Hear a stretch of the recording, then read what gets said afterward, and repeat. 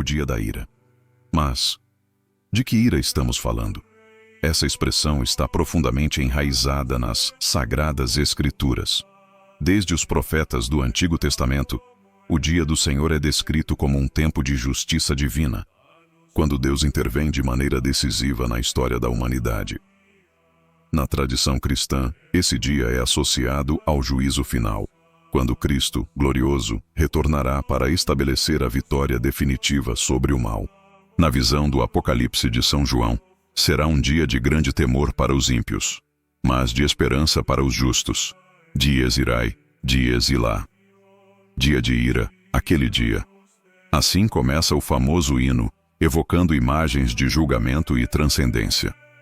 Não é uma ira impulsiva ou vingativa, mas a expressão da justiça divina, que recompensa o bem e pune o mal, conforme as obras de cada um. No século XVIII, o Dies Irae deixou os missais religiosos e invadiu o mundo da música erudita, e foi aí que sua essência sombria ganhou uma força assombrosa. Wolfgang Amadeus Mozart, em seu derradeiro Requiem em Ré menor, 1791, usou os trombones barrocos não como instrumentos, mas como profetas do caos. Cada nota da sequência, Dies Irae, é uma sentença musical. Os metais soam como trombetas angélicas do juízo final, enquanto os timbales imitam trovões divinos. Não por acaso, Mozart compôs essa parte em Ré menor, uma tonalidade que, na linguagem musical da época, simbolizava a morte e o sobrenatural. Quase um século depois, Giuseppe Verdi elevou o terror a outro patamar em seu Messa da Requiem, 1874. O coro não canta, grita as palavras Dies Irae, enquanto a orquestra explode em dissonâncias. Verdi escreveu isso após a morte do poeta Alessandro Manzoni, e a peça era tão intensa que chegou a ser chamada de ópera para os mortos. Há um momento específico, no Tuba Mirum, em que os trompetistas são posicionados nos 4 cantos do palco, criando um efeito de chamado do Apocalipse que ecoa na plateia como um aviso divino. Mas eis o detalhe mais fascinante. Essa melodia de 800 anos não ficou confinada às igrejas ou salas de concerto. Ela se infiltrou no cinema e na nossa psique coletiva. O compositor Wendy Carlos, ao adaptar o Dies Irae para O Iluminado, 1980, de Kubrick, reduziu o canto gregoriano a um padrão eletrônico de 2 notas, Ré e Lá. Essa simplificação genial, tocada em sintetizadores Moog, é o que você ouve nos corredores do Overlook Hotel, uma versão distorcida do juízo final, como se o próprio mal estivesse ecoando na mente de Jack Torrance. Em Stranger Things, a referência é mais sutil. A cena do laboratório da Hawkins National Lab usa um coral grave que espelha a estrutura rítmica do Dies Irae, sem citá-lo diretamente, criando uma aura de mistério.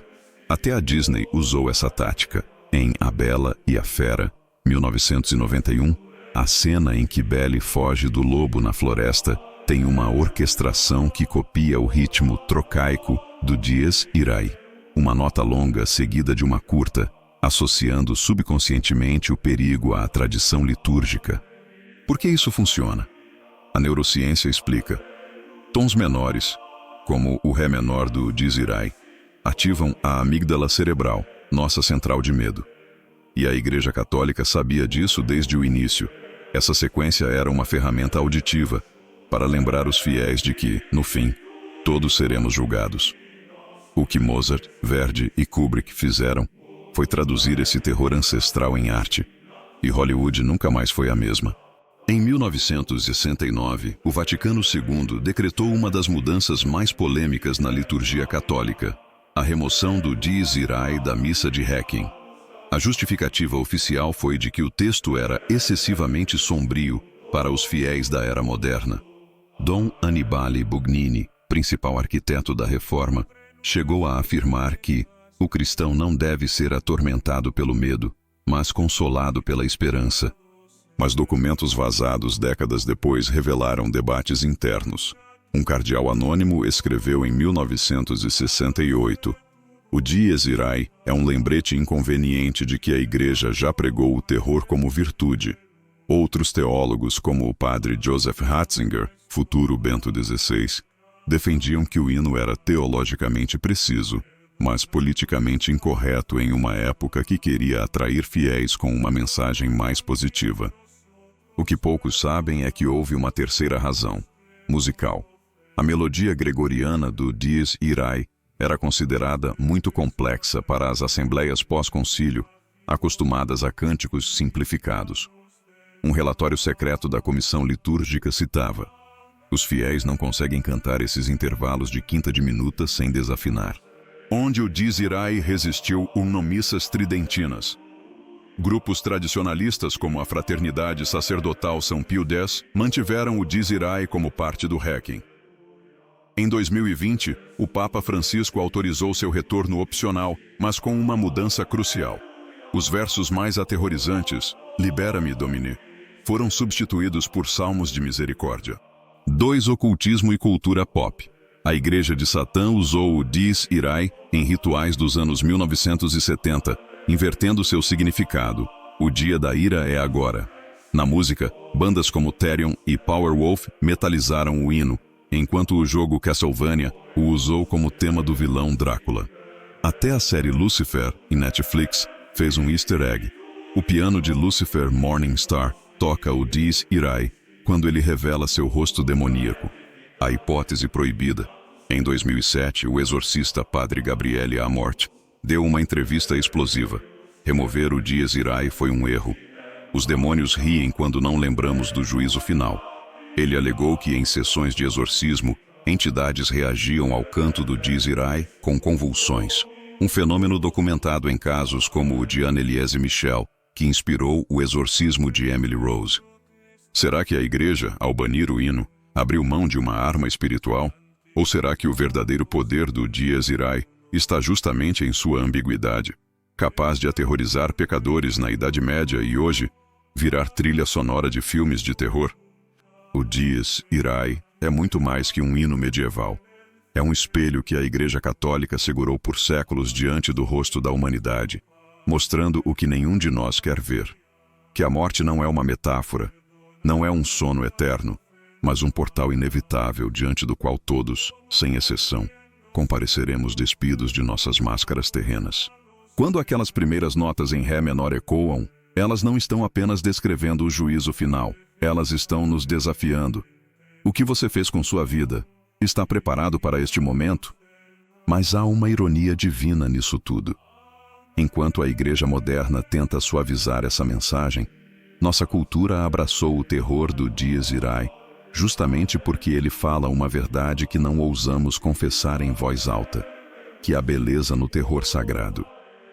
Os mesmos versos que fizeram gerações de fiéis tremerem de joelhos, agora arrepiam espectadores em cinemas, não por medo de Deus, mas por nostalgia de um tempo em que o mistério ainda tinha peso. Pense bem, quando Kubrick usou o Dies Irae em O Iluminado, ele não estava apenas criando suspense, estava invocando 800 anos de terror metafísico acumulado. Aquelas duas notas são um gatilho ancestral, um eco do dia em que, segundo São Mateus, os próprios montes serão derrubados ao mar. Hollywood entendeu o que o Vaticano esqueceu, que não podemos viver sem o sagrado terrível, porque é ele que dá contraste à luz. Talvez o maior paradoxo seja este. O Dies Irae foi composto para aterrorizar pecadores, mas hoje ele nos aterroriza de um jeito diferente, ao nos lembrar que vivemos em uma época que tenta domesticar a morte, transformando-a em memes, em séries da Netflix, em rituais higienizados de velório.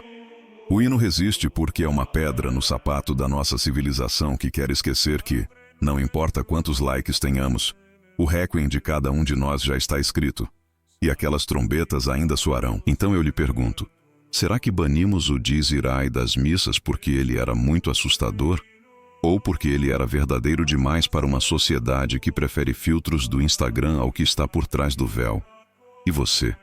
Quer viver em um mundo onde nada é sagrado o suficiente para causar medo? Se você gostou deste conteúdo, inscreva-se no canal, ative o sino das notificações e venha com a gente explorar os mistérios da fé católica, da história e da espiritualidade. Deixe seu comentário. Você já conhecia o Dies Irae? O que esse hino desperta em você?